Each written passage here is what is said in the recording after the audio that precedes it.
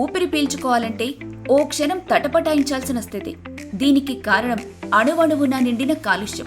ప్రపంచాన్ని హడలెత్తిస్తున్న పొల్యూషన్ మనిషి ప్రాణాలకే ముప్పు తెస్తుంది. మనుషుల అందానికి ఆది బిందువుగా చూసే చర్మ సౌందర్యాన్ని కూడా ఇది తీవ్రంగా ప్రభావితం చేస్తుంది. అయితే ఈ చర్మ సంబంధిత వ్యాధులకు ఇంకా ఎలాంటి కారణాలున్నాయి? ఉరుకుల పరుగుల జీవితంలో ప్రతి వ్యక్తిని పీడిస్తున్న స్ట్రెస్ చర్మంపై ఎటువంటి ప్రభావం చూపిస్తుంది? మార్కెట్లో వెల్లువెత్తుతున్న కాస్మెటిక్ ఉత్పత్తులు ఒకవైపు మనల్ని ఉక్కిరిబిక్కిరి చేస్తుంటే సౌందర్యోత్పత్తులు వాడకుండా ఉండలేని పరిస్థితి. అసలు కాస్మెటిక్స్ ఉత్పత్తులు వాడని ఇల్లు లేదంటే అతిశయోక్తి కాదు.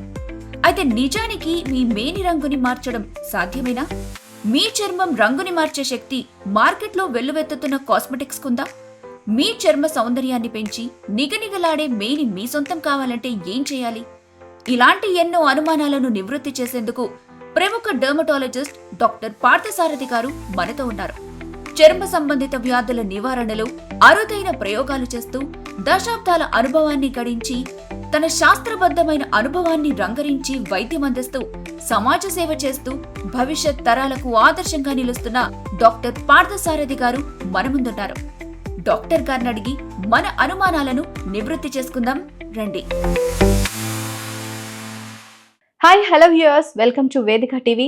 నేను మీ సాయిసుధా రంగిశెట్టి. ఈరోజు మనం ప్రముఖ డర్మటాలజిస్ట్ డాక్టర్ అంచాల పార్థసారథి గారితో ఉన్నాం. సార్ నమస్తే. సార్ నమస్తేనమ్మా. డాక్టర్ గారు, ఆధునిక కాలంలో అందం అంటే చర్మ సౌందర్యం అనే భావనలో ఉన్నారు. మరి ఆ చర్మ సౌందర్యం అనేది దేని మీద డిపెండ్ అయి ఉంటుంది అంటారు? మన చర్మం అనేది బాహ్యమైన ఆర్గన్. ఈ బాహ్యము ఎప్పుడు అందంగా ఉండాలని కోరుకుంటారు ఏ మనిషి అయినా. అంతర్గతంగా ఉన్న అందం వేరు, బాహ్యంగా ఉన్న అందం వేరు. ఫిజికల్ బ్యూటీకి ఎక్కువ ఇంపార్టెన్స్ ఇచ్చే రోజులు ఇవి. ముఖ్యంగా యుక్త వయసులో ఉన్న వాళ్ళు, తర్వాత నడి వయసులో ఉన్నవాళ్ళు చర్మం ఎప్పుడు నిగనగలాడుతూ నున్నగా అందంగా ఉండాలని కోరుకుంటారు. అది తప్పేమీ కాదు, అది సర్వసాధారణం.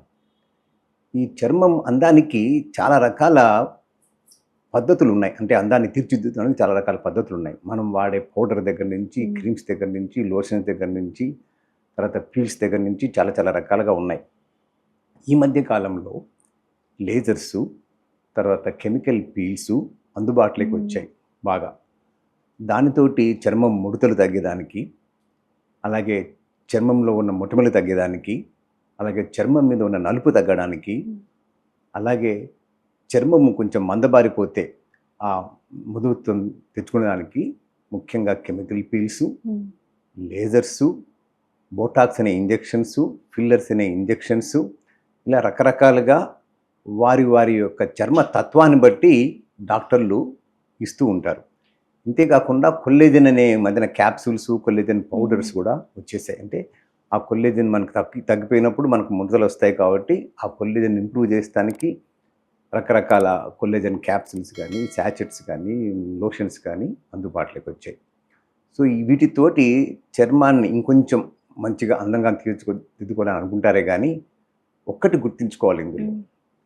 ఇప్పుడు ఆఫ్రికన్ కంట్రీస్లో ఉన్న బ్లాక్ పీపుల్ని మనం తెల్లగా చేయగలమా? చేయలేము. అది గుర్తుంచుకోవాలి.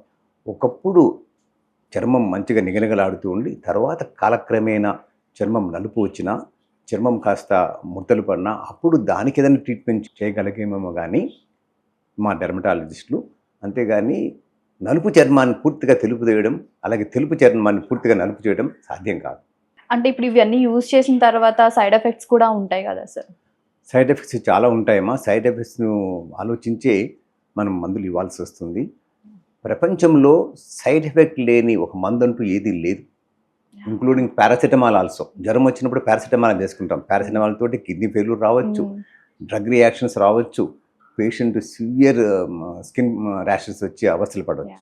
అలా అని మనము ఆ టాబ్లెట్స్ వాడకుండా ఉండలేము.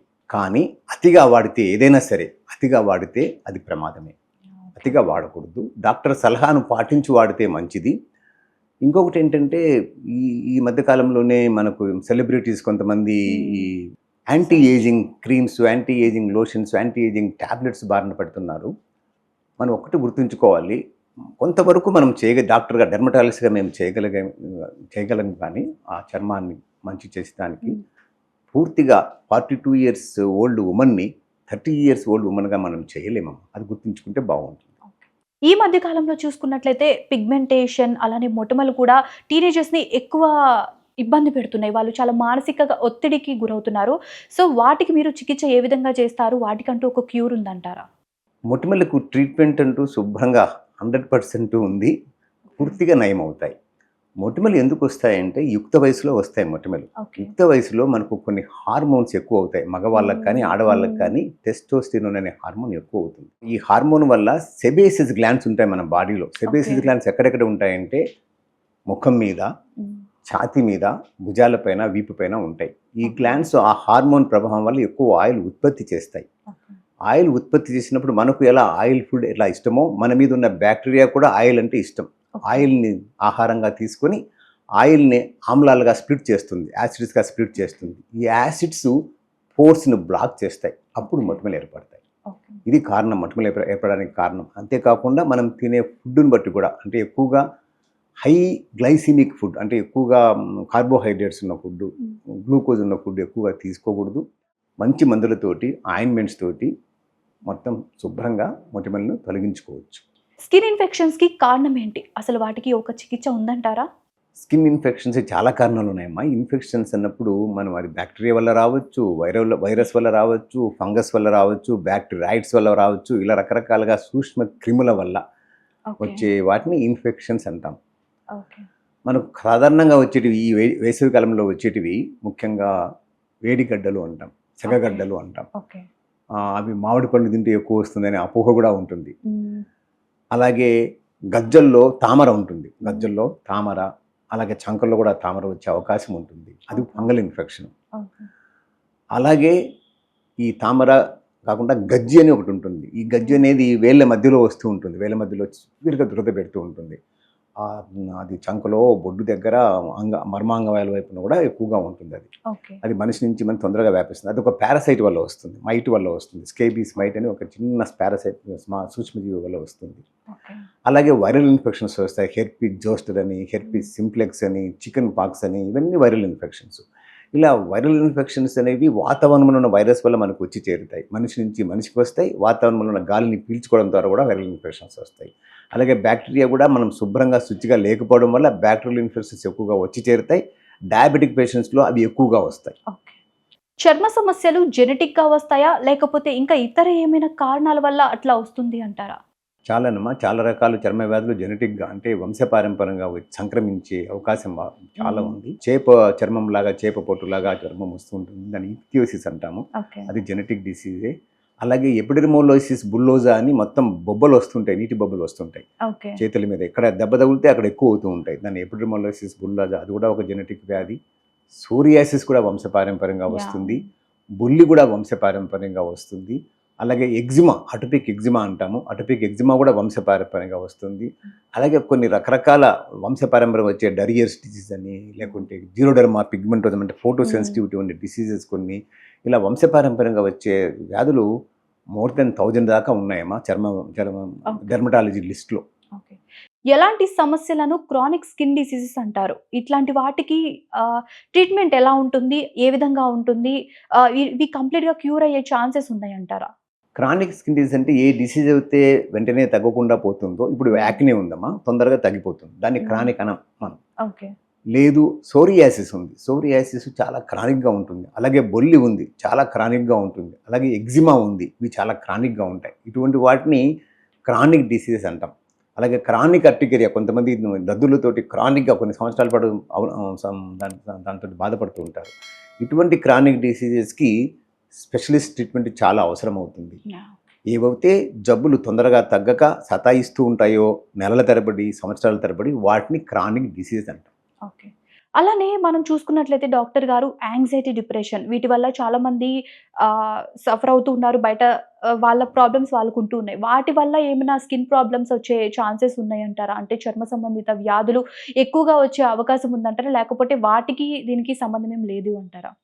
మంచి క్వశ్చన్ అడిగారు. ఈ మానసిక ఒత్తిడి వల్ల చాలా చర్మ వ్యాధులు ఎక్కువ అవుతాయి. చిన్న ఎగ్జాంపుల్ చెప్తాను. సోరియాసిస్ ఉంది. మానసిక ఒత్తిడి వల్ల సోరియాసిస్ ఉధృతం అవుతుంది. విటిలిగో ఉంది, మానసిక ఒత్తిడి వల్ల ఎక్కువ అవుతుంది. Eczema Okay. ఉంది, మానసిక ఒత్తిడి వల్ల ఎక్కువ అవుతుంది. అలాగే మానసిక ఒత్తిడి వల్ల వచ్చే కొన్ని డిసీజెస్, ముఖ్యంగా అలోపీషియా ఏరియేట్ అంటాం, పేను కొరుకుడు అంటాం. తలలో పేను కొరుకుడు అని గుండ్రంగా చూస్తూ ఉంటాం. వెంట్రుకలు ఊడిపోతూ ఉంటాయి. మ్మ్. అది కూడా మానసిక ఒత్తిడి వల్లే వస్తుంది. సో మానసిక ఒత్తిడి వల్ల మనకు తొందరగా రింకిల్స్ కూడా వస్తాయి. Okay. మానసిక ఒత్తిడి, తర్వాత సన్ సెన్సిటివిటీ కూడా మానసిక ఒత్తిడి చాలా రోగాలకు కారణం అవుతుందమ్మా. సో మానసిక ఒత్తిడి వల్ల చాలా రకాల చర్మ సమస్యలు వస్తూ ఉంటాయి. Okay. డాక్టర్ గారు అలానే సోరియాసిస్ అంటే ఏంటి? సోరియాసిస్‌ని ఎలా తగ్గించాలి? సోరియాసిస్ అనేది ఒక దీర్ఘకాలిక వ్యాధి, ద క్రానిక్ స్కిన్ డిసీజ్ అంటాం. ఓకే. ఇది ఒక inflammatory auto immune disease. Inflammatory అంటే బాగా దాంట్లో ఇన్ఫ్లమేషన్ ఉంటుందన్నమాట. చర్మం ఎలా ఉంటుందంటే ఎర్రటి మచ్చలతోటి పైన చేప పొట్టులాగా పొక్కులు అంటే స్కేల్స్ వస్తూ ఉంటాయి అన్నమాట. అది ఒక్కోసారి ఒళ్ళంతా రావచ్చు, కొన్ని భాగాలకే పరిమితం అవ్వచ్చు. ముఖ్యంగా నీసు, ఎల్బోసు, బ్యాక్, స్కాల్పు, నెయిల్స్ కూడా అఫెక్ట్ అవ్వచ్చు. జాయింట్ పెయిన్స్ రావచ్చు. ఎందుకు వస్తుంది అంటే ఒకటి జన్యుపరం, వంశపారంపరంగా ఉంటే వచ్చే అవకాశం ఎక్కువ ఉంటుంది. రెండవది chronic inflammation, chronic infections. Suppose ఏదైనా సోర్ థ్రోట్ వచ్చిందనుకోండి, ఆ తర్వాత చిన్నపిల్లల్లో గట్టెడ్ సోరియాసిస్ వస్తుంది, అదొక రకం సోరియాసిస్. అలాగే మన బాడీలో ఉన్న సెల్స్ మనకు అగెనిస్ట్గా తయారవుతాయి. ఏ వైరల్ ఇన్ఫెక్షన్ వల్లనో, ఏ బ్యాక్టీరియల్ ఇన్ఫెక్షన్ వల్లనో, ఏ ఫంగల్ ఇన్ఫెక్షన్ తయారైనప్పుడు మనలో ఆటో ఇమ్యూనిటీ డెవలప్ అయ్యి ఆ తొందరగా స్కిన్ ఉత్పత్తి చేస్తూ పోతుంది, తన స్కిన్ Okay. తననే ఉత్పత్తి చేస్తూ పోతుంది. సో అంతేకాకుండా మెడిసిన్స్ వల్ల కూడా సోరియాసిస్ వచ్చే అవకాశం ఉంటుంది. ముఖ్యంగా మనం బీపీకి వాడే ట్యాబ్లెట్స్, అలాగే మలేరియాకి వాడే ట్యాబ్లెట్స్, పెయిన్ కిల్లర్స్, యాంటీబయాటిక్స్, వీటి వల్ల కూడా సోరియాసిస్ వచ్చే అవకాశం ఉంటుంది. Okay. సో ఎన్విరాన్మెంటల్ ఫ్యాక్టర్స్ కూడా దోహదం చేస్తాయి. Chronic alcohol, smoking, environmental pollution, ఇవి కూడా సోరియాసిస్ వచ్చేదానికి దోహదం చేస్తాయి. సో ఇన్ని కారణాలు ఉన్నాయి సోరియాసిస్. క్యూర్ ఉంటుందని హోమియోపతి, ఆయుర్వేద డాక్టర్లు ఎక్కువగా అడ్వర్టైజ్మెంట్ చేస్తుంటారు. వాళ్ళకు ఒక్క ప్రికాషన్ ఇవ్వాలి నేను, అలా అడ్వర్టైజ్మెంట్ చేయకండి, మనుషుల్ని మభ్యపెట్టకండి. సోరియాసిస్కి క్యూర్ ఉండదు, కానీ కంట్రోల్ ఉంటుంది, 100% కంట్రోల్ ఉంటుంది. బీపీకి ఎన్ని రోజులు మందులు వేసుకుంటారు? జీవితాంతం వేసుకుంటూ ఉంటారు. షుగర్కి చాలా సంవత్సరాల పాటు మందులు వేసుకుంటుంటారు. అలాగే సోరియాసిస్ కూడా చాలా కాలం పాటు మందులు వేసుకోవాలి. సోరియాసిస్ని 100% కంట్రోల్ చేసి నార్మల్ జీవితం గడపచ్చు ఒక మనిషి. దానికి డిప్రెషన్కి లోనవ్వాల్సిన అవసరం లేదు, సూసైడల్ టెండెన్సీస్ అవసరం లేదు. ఈ మధ్య కాలంలో బయలాజికల్స్ వచ్చాయి, కొత్త రకాల మందులు వచ్చాయి. టొఫాసిటిన్ అని, బయలాజికల్స్ అని, తర్వాత అసిట్రటిన్ అని, మిథోట్రెక్సెటిన్, రకరకాల మందులు వచ్చాయి. ఆ మందులతోటి శుభ్రంగా మామూలుగా మనిషిలాగా జీవించవచ్చు, కంట్రోల్ అవుతుంది జబ్బు కూడా. కాకపోతే దీర్ఘకాలికంగా తీసుకోవాలి. అందరికీ ఒకటే ఏంటంటే ఒక 3 నెలలు తీసుకోవాలి, జబ్బు నయమైపోవాలి అనుకుంటారు. అలా కుదరదు. మనం బీపీకి ఎలా ట్యాబ్లెట్లు వేసుకుంటామో, షుగర్కి ఎలా ట్యాబ్లెట్లు వేసుకుంటామో, దీనికి కూడా డాక్టర్ సూపర్విజన్లో మందులు వాడుతూ ఉండాలి. ఓకే సార్, ఇంకొకటి ఈస్థెటిక్ డర్మటాలజీ అంటే ఏంటి? అసలు ఇది ఏ విభాగాలకి సంబంధించి ట్రీట్మెంట్ చేస్తూ ఉంటారు? ఏస్థెటిక్స్ అంటే looking good. Okay. So you have to look good. So how to look good అనేది ఒక బ్రాంచ్ లాగా తయారైపోయింది డెర్మటాలజీలో విభజన. మేము కాస్మెటాలజిస్ట్ అను, కానీ డెర్మటాలజిస్ట్ మించిన కాస్మెటాలజిస్ట్ ఎవరు ఉండరు. కానీ కాస్మెటాలజీ కన్నా ఎస్థెటిక్ డెర్మటాలజీ అనే వర్డ్ యూజ్ చేస్తే బాగుంటుంది. ఎస్థెటిక్ డెర్మటాలజిస్ట్ మేము. అంటే ఎస్థెటిక్స్ అంటే ఏంటంటేనేమా, సపోజ్ మీకు చర్మంలో ముడతలు పడ్డాయి, నా చర్మాన్ని మంచి చేసుకొని ఉంటుంది, సో దాన్ని బాగు చేయాలి. అలాగే చర్మము నలుపు ఎక్కుతుంది, గందరగోళంగా తయారవుతుంది, అంటే అప్పుడు ఈ ఎస్థెటిక్స్ అనే వర్డ్ యూజ్ చేస్తాం, అంటే దాన్ని బాగు చేస్తానికి. అలాగే సన్లైట్ వల్ల మొత్తం రింకిల్స్ వచ్చేసి తర్వాత అక్కడక్కడ ర్యాషెస్ వస్తుంటాయి, దాన్ని బాగు చేయాలంటే అది ఎస్థెటిక్ డెర్మటాలజీ కిందకి వస్తుంది.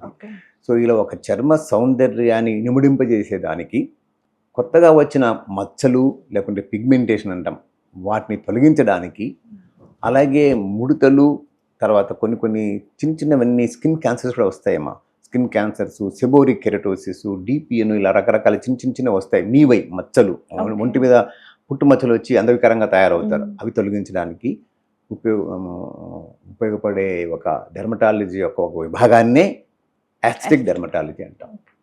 ఈ మధ్య కాలంలో మీరు అంటే మీ దగ్గరకు వచ్చిన పేషెంట్స్లో ఎక్కువ ఏ డిసీజ్కి సంబంధించి వస్తున్నారు? స్కిన్ డిసీజ్ అంటే ఈ మధ్య కాలంలో ఈ స్కిన్ డిసీజ్ ఎక్కువ వస్తున్నాయి, సో దీనికి ఇది క్యూర్ ఉంది, కొంచెం జాగ్రత్తగా ఉండండి అని చెప్పడానికి ఏం చెప్తారు? ఒక్కొక్క డాక్టర్ ప్రాక్టీస్ చేసే విధానాన్ని బట్టి ఆ రకమైన పేషెంట్స్ వస్తారు.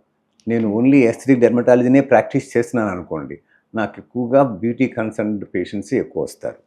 నేను క్లినికల్ డెర్మటాలజీ ప్రాక్టీస్ చేస్తున్నాను అనుకోండి, క్లినికల్ డెర్మటాలజీ కేసెస్ అంటే సోరియాసిస్, ఎగ్జిమా, విటిలిగో, అటోపిక్ డెర్మటైటిస్లు, అలాగే యాక్నే పేషెంట్స్, ఇలా రకరకాలుగా వస్తారు. ఓకే. అలాగే కొంతమంది హెయిర్ ట్రాన్స్ప్లాంటేషన్ చేస్తుంటారు డెర్మటాలజిస్ట్. Mm. డెర్మటాలజిస్ట్ జనరల్గా ఏంటంటే they are the right persons to do hair transplantation. ఎందుకంటే they know the ins and outs of dermatology.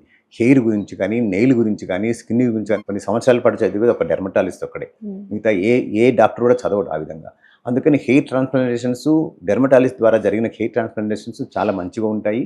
అది మంచి ఫలితాన్ని కూడా ఇస్తుంది. ఈ మధ్య కాలంలో క్వాక్స్, ఈవెన్ ఈఎన్టీ డాక్టర్స్, డెంటిస్టులు కూడా ముందుకు వచ్చేసి ట్రాన్స్ప్లాంటేషన్ చేస్తున్నారు. అది మంచి పద్ధతి కాదు. ఓకే.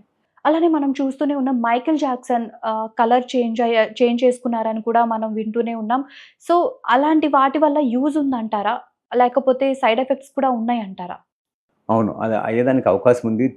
చాలా ఇమ్యునో సప్రెసివ్ డ్రగ్స్ అమ్మా అవన్నీ. లోపల బాడీని ఇమ్యునో సప్రెషన్ చేసేసి వేరే వేరే రకాల ఇన్ఫెక్షన్స్ కూడా వచ్చే అవకాశం ఉంది. ఆయన ముఖ్యంగా మైకేల్ జాక్సన్ వాడింది హైడ్రోక్వినోన్ అనే ఒక ఓకే. మెడిసిన్. ఆ హైడ్రోక్వినోన్ ద్వారా చర్మాన్ని తెల్లగా చేసుకునేవాడు. దానికి తగ్గట్టు కొన్ని ఇమ్యునో సప్రెసివ్ డ్రగ్స్ వాడేవాడు. ఓకే. దాంతో ఆయనకు చాలా హెల్త్ ప్రాబ్లమ్స్ వచ్చాయి. And he was there in anxiety, depression, suicidal tendencies ఒకటే కాదు, ఆయనకు రకరకాల వ్యాధులు ఉండేటివి. అందుకే డాక్టర్స్ కూడా ఎక్కువ మంది ఉండేవారు ఆయనకి. సో అల్టిమేట్గా ఆ డిప్రెషన్కి లోనయ్యి ఆయన లాస్ట్కి ఆ ఎక్కువ మోతాదులో మందులు తీసుకొని చనిపోవాల్సి వచ్చింది.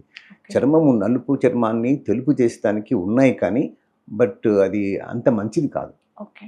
అటువంటి అతను వాళ్ళు అఫోర్డ్ చేయగలరు ఎవరు, బికాస్ వాజ్ ఏ సెలబ్రిటీ కదా. ఓకే. సో దానికి ఖర్చు కూడా ఎక్కువ పెట్టగలిగే శక్తి వాళ్ళలోనే ఉంటుంది, సెలబ్రిటీస్లోనే ఉంటుంది. కానీ అది మంచిది కాదని నేను చెప్తున్నాను. ఓకే. అలానే మనం చూసుకున్నట్లయితే ఈ రోజుల్లో ఫుడ్ అనేది చాలా ఇంపార్టెంట్ ఫ్యాక్టర్ అయిపోయింది మనిషి లైఫ్‌లో. సో, ఫుడ్ అనేది చర్మ సౌందర్యం మీద దెబ్బ పడుతుందంటారా? లేకపోతే అసలు మనం తీసుకునే ఫుడ్ వల్ల కూడా చర్మ సౌందర్యం అనేది డిపెండ్ అయి ఉంటదంటారా? ఆయుర్వేదం ఒకటి మనకు చెప్పింది, we are what we eat అని. మనం తినేదాన్ని బట్టి మనం తయారవుతామని. అది ఓకే. అక్షరాల నిజం. అందులో అబద్ధం ఏమీ లేదు. ఎందుకంటే మొదటి నుంచి తల్లి పాలు తాగేటప్పటి నుంచి మనకు బ్యాక్టీరియా వచ్చి చేరుతాయి. తల్లి పాలలో ఉన్న బ్యాక్టీరియా మన గట్లోకి వెళ్ళి అక్కడి నుంచి మనకు ఇమ్యూనిటీ డెవలప్ అవుతుంది. సో అందుకని మనం తినే ఆహారం మంచిగా ఉంటే, బ్యాలెన్స్డ్గా ఉంటే మన చర్మం కూడా చాలా సౌందర్యవంతంగా తయారవుతుంది. ముఖ్యంగా లైకోపీన్స్, కెరటిన్స్, అలాగే బీటా కెరటిన్ అంటాం. ఇవి ఉన్న పదార్థాలు ఎక్కువగా జాంతిన్స్ పదార్థాలు ఎక్కువ తీసుకుంటే చర్మం నిగరగలాడుతుంది. అవి ఎందులో ఉంటాయంటే carrot, beetroot, cucumber, pomegranate, orange, tomato.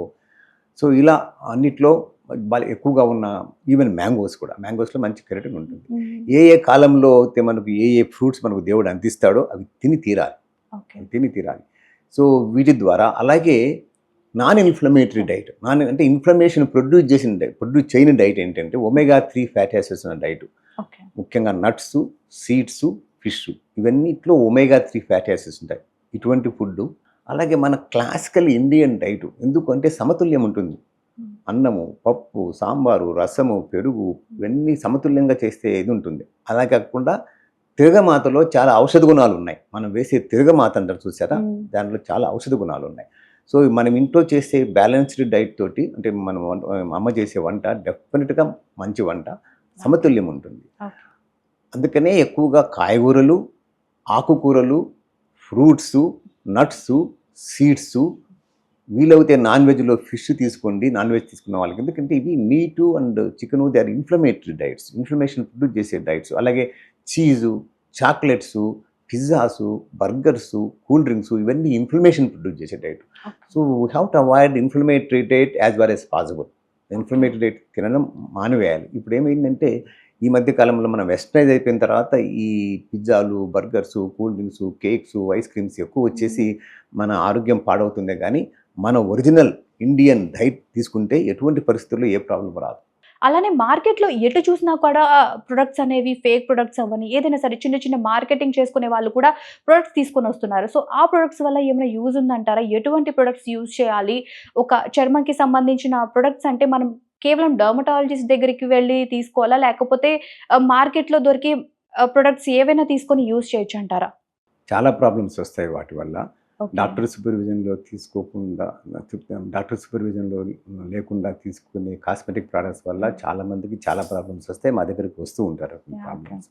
ఇప్పుడు ఏమైందంటే ఈ బాహ్య సౌందర్యానికి ఎక్కువ ఎందుకు ఇంపార్టెన్స్ ఇస్తున్నారంటే మనకు ఒక ప్రావర్బ్ ఉండేది, as the civilization improves, as the money flows, as the man becomes rich and richer, the minor problems assume major significance. అర్థమైందా? చిన్న చిన్న ప్రాబ్లమ్స్ ఎక్కువ సిగ్నిఫికెన్స్ తీసుకుంటాయి. అందులో ఈ బాహ్య సౌందర్యం ఒకటి. అర్థమైందా? మనిషికి ఆర్థిక స్తోమత ఎక్కువయ్యే కొద్దీ, సివిలైజేషన్ పెరిగే కొద్దీ తను బాహ్యంగా మంచిగా ఉండాలని కోరుకుంటాడు.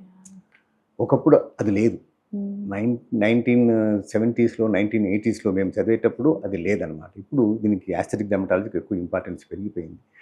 ఈ బయట వాడే ఈ క్రీమ్స్, లోషన్స్ అవి చాలా మటుకు మంచిగానే ఉంటాయి. ఎందుకంటే వాటిని కాస్మెటిక్స్ అంటారు. కాస్మెటిక్స్కి డ్రగ్ కంట్రోల్ ఉండదు. డ్రగ్ కంట్రోలర్ దాన్ని సూపర్వైజ్ చేయరు. మా dermatology medicines drug controller supervise చేస్తారు. అవి సూపర్వైజ్ చేయని పదార్థాలు, కాస్మెటిక్ ప్రోడక్ట్స్. సో అందుకని కొన్నిట్లో కొన్ని కల్తీలు ఉంటాయి, అది మనకు తెలియదు. మీకు ఫర్ ఎగ్జాంపుల్ చిన్న ఎగ్జాంపుల్ చెప్తాను. మా దగ్గర ఒక పెర్ల్ వైట్, అంటే దాని పేరు కాదు, ఎగ్జాంపుల్ చెప్తాను. అలాంటి మెడిసిన్ ఉంది, వైట్ చేసే మెడిసిన్ ఉంది, మీరు వాడండి అని కాలేజ్ దగ్గరికి వెళ్ళి ఆ క్రీమ్ ఇచ్చేవాళ్ళు. 2 weeksలో మీరు తెల్లగా అవుతారని. దాంట్లో ఉండేది స్టిరాయిడ్.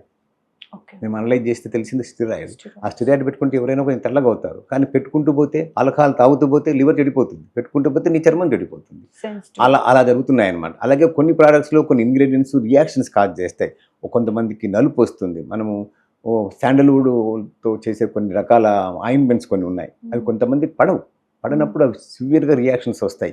అలాగే హెయిర్ డేస్ కొన్నిట్లో కెమికల్స్ ఉంటాయి. హెయిర్ డేస్ పెట్టినప్పుడు మొత్తం ఫేస్ అంతా నల్లగా అవుతూ ఉంది. అలాగే మనం పర్ఫ్యూమ్స్ ఇలా స్ప్రే చేసుకుంటాం, అది బాడీకి తగిలి సన్లైట్కి వెళ్ళినప్పుడు దాటితోటి నలుపు వచ్చేస్తుంది. స్ప్రే చేసుకొని మొత్తం ఒళ్ళంతా స్ప్రే చేసుకొని మిటిలిగో అంటే బొల్లి వచ్చిన కేసెస్ కూడా ఉన్నాయి. సో ఇలా మనం తెలవకుండా కాస్మెటిక్స్ వాడినప్పుడు అనర్థాలు జరిగే అవకాశం ఉంది. అసలు ఎటువంటి ప్రొడక్ట్స్ లేని కాలంలో మన ఓల్డ్ జనరేషన్స్లో కూడా కొన్ని ప్రొడక్ట్స్ అంటే లైక్ పసుపు, చందనం ఇలాంటివి యూజ్ చేసి కూడా వాళ్ళు అందంగా హ్యాపీగా ఉన్నారు. మరి అలాంటివే ఈ జనరేషన్లో యూజ్ చేస్తే యూజ్ అవుతాయి అంటారా? కొన్ని ఆయుర్వేద చిట్కాలు మంచివేనమ్మా. ముఖ్యంగా పసుపు రాసుకోవడం అనేది, లేకుంటే పెరుగు, వెన్న తీసుకొని పెట్టుకోవడం అనేది. తర్వాత అన్ని వీటిలో ఏంటంటే లాక్టిక్ యాసిడ్ ఉంటుంది, పెరుగు కానీ పాలలో కానీ. ఇప్పుడు మేము వచ్చేది లాక్టిక్ యాసిడ్ పీల్స్ అంటాం. అర్థమైందా?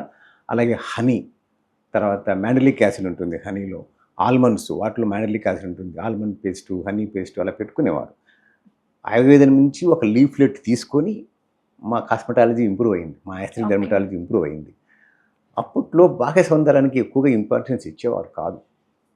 ఇప్పుడు బాహ్య సౌందర్యానికి ఇంపార్టెన్స్ ఇస్తున్నారు కాబట్టి ఇవన్నీ ఈ ప్రోడక్ట్స్ అన్నీ కొత్తగా మళ్ళీ తయారై వస్తున్నాయి అన్నమాట. మనం వాడుకునే షుగర్ కేన్లో ఉన్న జ్యూసు అది కూడా స్కిన్ పీల్ ఆఫ్ చేస్తుంది. కర్డ్స్, మిల్క్లో ఉన్న lactic acid skin peel off చేసి స్కిన్ గ్లో చేస్తుంది.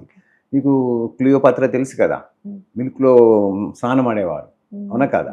సో ఎందుకు తను కొంచెం డార్క్గా ఉండేది, కొంచెం వైట్ అవ్వాలని చెప్పి. అవన్నీ ఎప్పటి నుంచో ఉన్నాయి, కానీ అది only there were limited to elite people. Now everybody has become elite. So అందుకని ఈ బాహ్య సౌందర్యం ఎక్కువ అవుతుంది, ఇంపార్టెన్స్ ఎక్కువ అవుతుంది. సార్, ఇప్పుడు మనం చూసుకున్నట్లయితే సీజన్స్ ఎప్పుడు చేంజ్ అవుతూనే ఉంటాయి, ఎప్పుడు ఒకటే సీజన్ అయితే ఉండదు కదా. సో సమ్మర్లో వచ్చేవి అంటే చలికాలంలో, అలానే వర్షాకాలంలో వచ్చే స్కిన్ డిసీజెస్ ఏముంటాయి, అసలు వాటికి క్యూర్ ఎలాగా?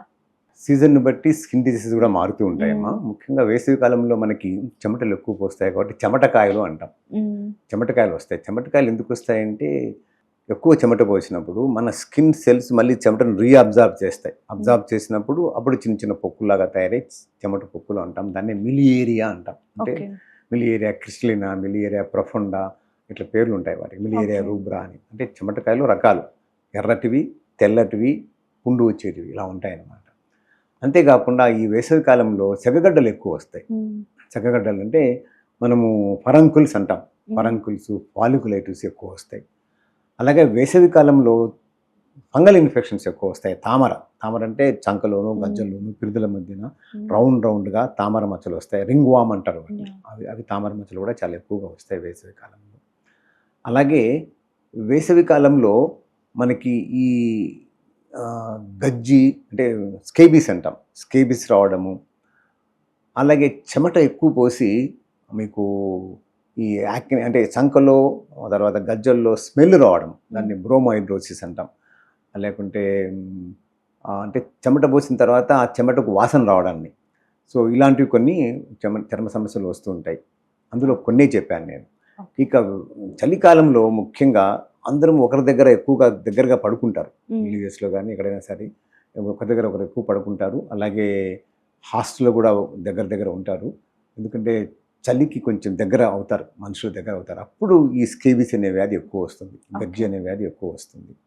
అలాగే చలికాలంలో మీకు కాళ్ళ పగుళ్ళు వస్తాయి, అరికాళ్ళ పగుళ్ళు వస్తాయి, చేతికి ఎగ్జిమాలు ఎక్కువ అవుతాయి చలికాలంలో. ఆ తర్వాత చలికాలంలో ఇక ఇంతే కాకుండా మీకు లిప్స్ అంటే ఈ పెదవులు బాగా క్రాక్స్ వస్తాయి చలికాలంలో. క్రాక్స్ వచ్చి పగులుతూ ఉంటాయి. సో ఇటువంటి కొన్ని సమస్యలు వస్తాయి చలికాలంలో. వర్షాకాలంలో అన్ని కాలాలతో పాటు ఏ కాలంలో అయినా కూడా వచ్చే సమస్యలు ఉంటాయి. ఈ వర్షాకాలంలో అది స్పెసిఫిక్గా వర్షాకాలంలో ముఖ్యంగా అథ్లెట్స్ ఫుట్ అంటాము. అథ్లెట్స్ ఫుట్ అంటే మనము ఈ fungal infection of the feet అనమాట. అథ్లెట్స్ ఫుట్, తర్వాత ఫాంఫోలిక్స్లు, టైప్ ఆఫ్ డిసైరోటిక్ ఎగ్జిమాస్, తర్వాత ఇంకా వేరే అదర్ బ్యాక్టీరియల్ ఇన్ఫెక్షన్స్. ముఖ్యంగా ఈ వర్షాకాలంలో నడిచినప్పుడు ఆ వర్షపు నీళ్ళల్లో ఉన్న బ్యాక్టీరియా వల్ల గ్యాంగ్రీన్స్ వచ్చిన కేసెస్ కూడా ఉన్నాయి. ఈ మధ్యనే ఒకసారి ఒక ఇంటర్వ్యూలో చెప్పాను, ఒక టైప్ ఆఫ్ బ్యాక్టీరియా ఉంటుంది, ఫ్లెష్ ఈటింగ్ బ్యాక్టీరియా. ఎందుకంటే వర్షపు నీళ్ళల్లో మలమూత్రాలు కలుస్తాయి. అంటే ఎక్కడి నుంచో వస్తాయి అవి కలిసినప్పుడు వాటిలో ఉన్న బ్యాక్టీరియా చర్మంలోకి ఎంటర్ అయ్యి ఫ్లెష్ ఈటింగ్ బ్యాక్టీరియా గ్యాంగ్రీని కాజ్ చేస్తాయి. అలాంటి కేసు ఈ మధ్యన మనము విజయవాడ వైపు కూడా చూసాము కేసు. సో ఇలాంటి కొన్ని సమస్యలు వచ్చి పడతాయి వర్షాకాలంలో. మరిన్ని ఇలాంటి వీడియోస్, ఇంటర్వ్యూస్ కోసం చూస్తూనే ఉండండి వేదిక టీవీ. ఇంకెందుకు ఆలోచిస్తున్నారు? ఇలాంటి ఇంటర్వ్యూస్ మీ వరకు చేరాలంటే ప్లీజ్ సబ్స్క్రైబ్ టు వేదిక టీవీ.